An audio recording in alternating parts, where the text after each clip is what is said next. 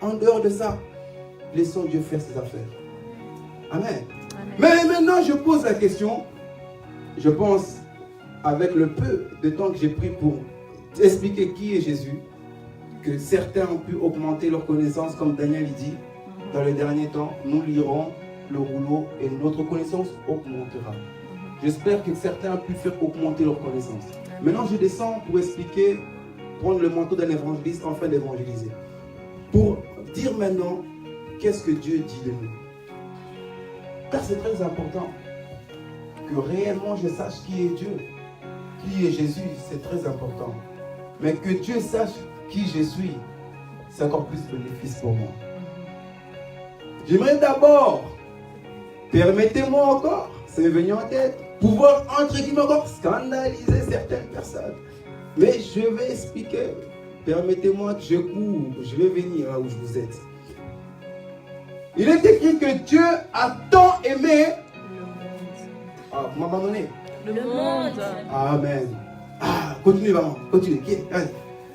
Car Dieu a tant aimé. Le monde qui a donné son Fils unique, afin que quiconque croit en lui ait la vie éternelle. Amen. Amen. Jean 3,16. Car Dieu a tant aimé le monde qui a donné son Fils unique, afin que quiconque croit en lui ne périsse point, mais qu'il ait la vie éternelle. La question qu'on se pose, Dieu a aimé l'être humain ou Dieu a aimé le monde? Car il y a une différence entre l'être humain et le monde. Vous êtes d'accord avec moi ou pas? Mais Dieu dit, Dieu a tant aimé le monde qu'il a donné son Fils unique. Et il va dans la précision. Afin que quiconque croit en lui ne périsse point mais qu'il ait la vie éternelle. Que cela veut dire?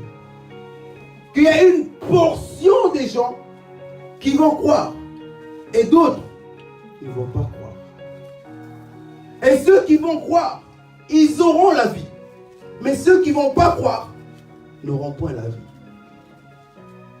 Amen. Par là, j'aimerais dire, j'ai une question à vous poser.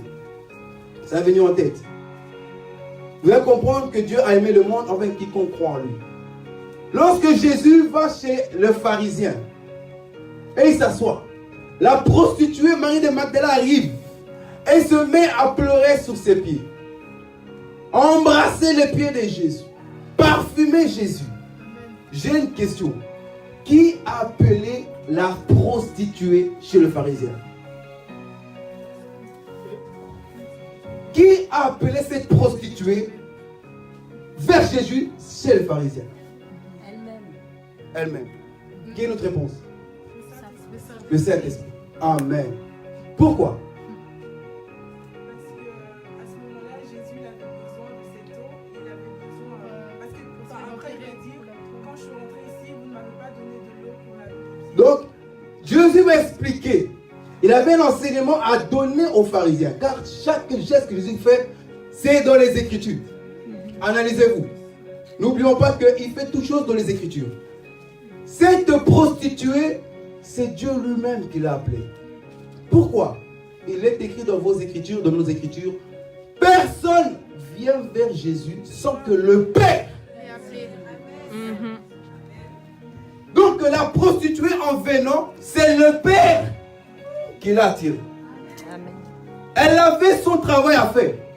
Mais le Père a dit, oh, va là-bas, dans telle adresse, telle rue, telle porte, rentre directement. Ne t'occupe même pas, ils ne vont pas t'ouvrir. Rentre directement. C'est le Père lui-même. C'est ça qu'on appelle les quiconque. Personne ne peut venir vers le Fils si le Père ne l'attire. Dieu a tant aimé le monde, afin que quiconque croit ne périsse pas.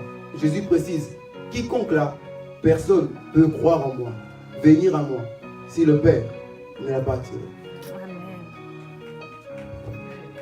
Vous avez été choisis, vous qui êtes rentrés ici, car les quiconque, c'est vous. Amen. Si tu as arrêté la prostitution, tu as arrêté le vol, tu as arrêté la masturbation, tu as arrêté d'aller gauche à droite, les boîtes de nuit, c'est parce que quelqu'un connaît ton nom et il t'appelle par ton nom. Amen. Amen. Je ne peux pas prêcher Jésus si lui, il ne m'a pas appelé. J'étais là où j'étais. Mais il fut un temps où il a dit non, petit c'est trop. Viens. Les brebis connaissent la voix. Amen. Et ils reconnaissent la voix. Si ce que tu évangélises ne coûte pas, c'est pas toi, c'est pas ton boulot. C'est pas ton boulot. Si Dieu il veut l'attirer, il va l'attirer même dans le songe.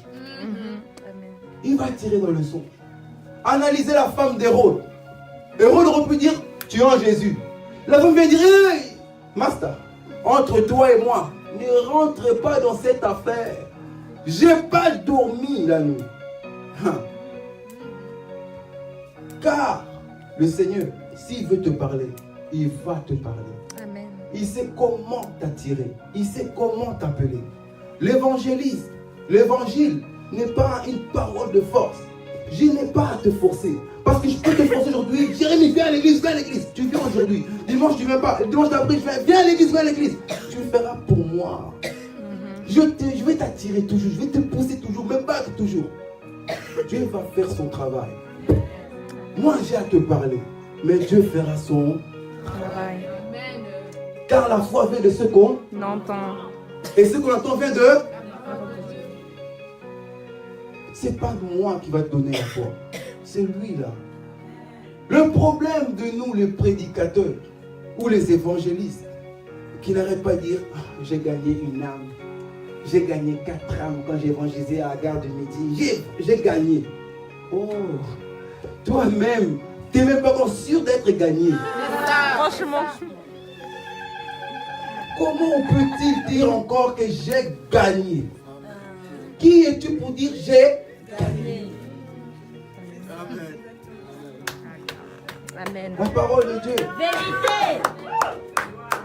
Le frère, que disons-nous? Que dit Jésus de notre part? Quand il te regarde, il dit quoi? Vous savez, nous disons que Pierre avait raison de régner Jésus. Je vais commencer à analyser. Pierre avait raison de régner Jésus. Il n'est jamais écrit que Pierre a menti. Est-ce qu'il est dans vos Bibles? Il écrit que Pierre a menti, qu'il ne connaissait pas Jésus. Et il écrit que Pierre a régné. Mais maintenant la question, est-ce qu'il avait raison ou il avait tort? Analysez bien les choses. Dieu va appeler le peuple d'Israël d'Égypte. Et il va les amener à Sinaï.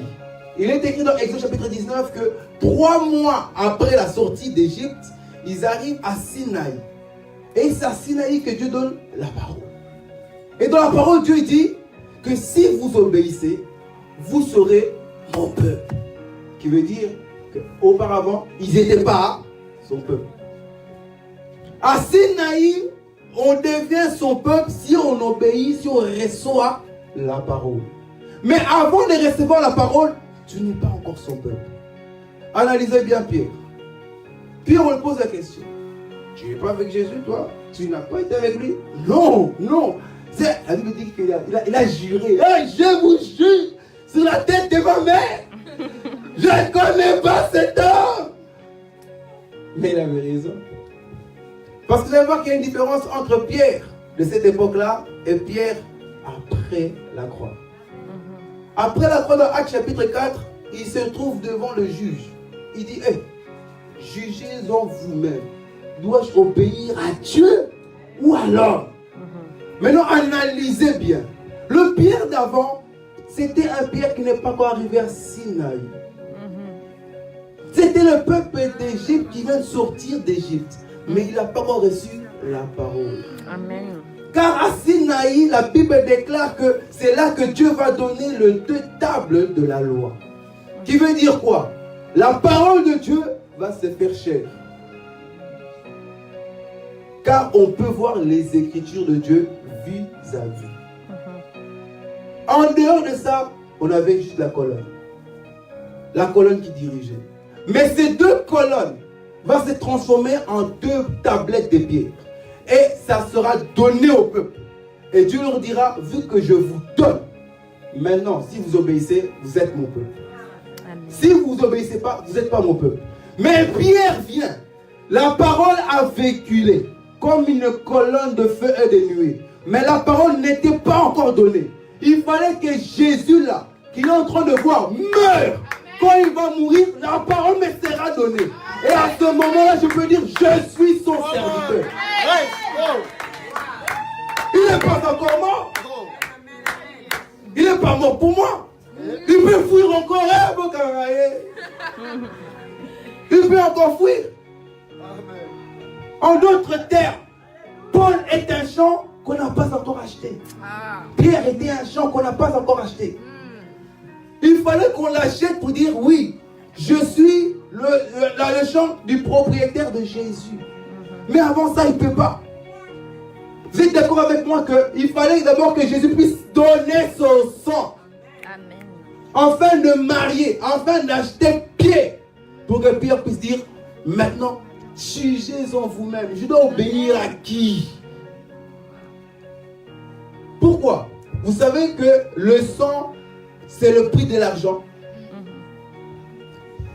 Il fallait que Jésus vienne marier Pierre, la dot. Jugez à vous-même. Il est écrit quoi dans la parole de Dieu? Que ce prix, c'est le prix du sang. Donc quand on voit cet argent, on voit le sang. Le sang là, voici son prix. 30 pièces d'argent. Que Jésus a donné pour acheter l'église. Pour t'acheter toi. Pour m'acheter moi. Mais en dehors de ça, s'il n'était pas mort, je n'ai rien à faire ici à prêcher cet homme. Car il a fui pour m'acheter. Il était infidèle. Mais vu qu'il est mort et qu'il a payé ma dot, je peux rester une femme fidèle. Amen. Amen. Et je peux être convaincu qu'il ne m'abandonnera jamais. Amen. Car c'est un mari très fidèle. Il ne peut pas rejeter sa femme. Analysez vous-même. Lui-même qui dit, si on vous donne une carte sur la droite, donnez-le la gauche. Lui-même qui nous prêche l'amour. Lui qui pardonne tout. On lui a frappé, il dit, Père, pardonne-les. Mais analysez les Écritures. Lorsque les gens sont partis vendre, acheter dans le temple, Christ a fait un fouet. On ne touche pas la femme d'autrui. Tu peux m'insulter, je peux dire que Dieu te pardonne. Mais dès que tu touches à ma femme, je ne regarde plus, on va se battre. Samson, l'homme le plus fort, pour voir sa colère, fallait prendre sa femme et le donner à un autre homme. Il va détruire vos champs avec des renards. On ne touche pas la femme de Dieu.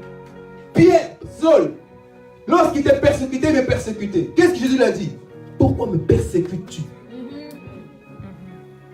Il dit, pourquoi tu me persécutes? Et la preuve, Jésus devait les frapper. Paul, l'homme, il a souffert plus que les autres apôtres. Il a souffert comme pas possible. Au point, il dit même, qui me délivrera de ce corps charnel? Qui va me délivrer? Personne. Ma grâce te suffit. On ne touche pas la femme d'autrui. Tu n'es pas n'importe qui. Amen. Je ne suis pas n'importe Amen. qui. Quand Jésus nous regarde, quand Dieu nous regarde, il te voit une femme qu'il a achetée. Préserve-toi. Garde-toi. Je dis souvent ceci. Je vais conclure ici. Que les vivants, j'ai analysé que les vivants veulent mourir et les morts veulent vivre. Je vais m'expliquer car j'ai parlé en parabole. Un païen veut devenir chrétien, veut arrêter ce qu'il est en train de pratiquer, veut suivre Jésus. Mais un chrétien veut devenir païen. Un chrétien, ça ne lui scandalise pas quand il pêche. Dieu m'en parle. Oh, Dieu m'en parle. Il est amour, il est amour. Analysez. Dans nos prières, la repentance est tout le temps haut. Un modérateur si modère, premier jour, il n'a pas parlé de la repentance. Deuxième jour de la repentance, troisième jour de la repentance, le pasteur va le prendre. Eh petit, tu as un problème? Pourquoi tu ne modères pas sur le pardon? Que moi je vais te demander pardon. Mais frère, tu suis Jésus ou pas? Oui. Mais arrête de pécher. Pourquoi à chaque fois que moi on doit prier, demander pardon constamment? Surtout ça. Alors qu'il est écrit que le salaire du péché c'est quoi? La mort. Ceux qui sont vivants veulent mourir. Et les païens, ils cherchent à recevoir la parole de Dieu. Les païens veulent suivre Dieu, veulent arrêter leur vie, veulent arrêter l'alcool, veulent changer leur vie. Eux qui sont morts, ils veulent changer. Mais toi qui as la vie, tu veux mourir. Frère, relève-toi. Ma soeur, relève-toi. Quitte la mort lorsque tu as encore le temps de le quitter. Amen. Amen. Nous devons arrêter beaucoup de choses. Nous devons changer beaucoup de choses. Mais on s'habitue trop avec Dieu. Vous savez, on croit que Dieu c'est notre petit camarade, un petit camarade du coin, que je pêche. Je viens, oh papa, oh God, Jesus, pardonne-moi. Polo, yes, oh Nzamba, maman, Elimbisa. Frère, qui t'a dit qu'il t'a pardonné? Qui t'a dit qu'il t'a pardonné? Il n'est pas écrit que nous allons récolter ce qu'on a semé. Tu tombes dans l'impudicité, tu tombes enceinte, tu peux demander pardon à Dieu comme tu veux. Dieu ne va pas tuer l'enfant. Tu mettras l'enfant au monde. Les conséquences vont rester. Tu vas payer la porte que tu as ouverte où le démon est rentré. Il va te chicoter avant que Dieu te délivre. Il va d'abord te chicoter le démon qui est rentré. Amen. Nous disons ceci, pas pour faire rire, mais pour rappeler une personne à revenir vers le Seigneur. Tu disais